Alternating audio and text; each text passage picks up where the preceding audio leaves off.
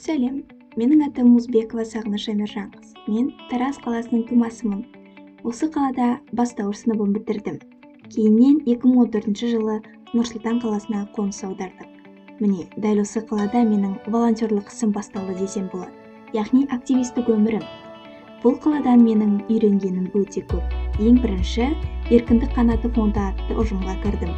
Ол жерде әртүрлі тренингтарға қатысып, волонтерлік ісін жетік меңгере бастадым. Осы жерде менің ең бірінші жұмыстарымның бірі ол гид волонтер ісі, яғни Анна Франк көрмесінде гид волонтер ісін атқардым. Бұл жерде мен көзге түсіп Нидерландия елшілігінен алғыс хат алған болатынмын.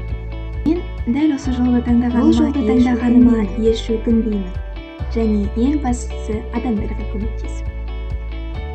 Кейіннен бойымдағы актерлік шеберлікті дамыта бастадым. Әртүрлі ұйымдарға барып, поэттік батылдарға қатыстым.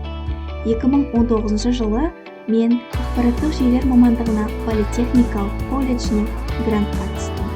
Және бұл мамандыққа түскеніме еш өкінбеймін. Себебі бұл менің ең сүйікті мамандықтарымның бірі. Сіздерге көп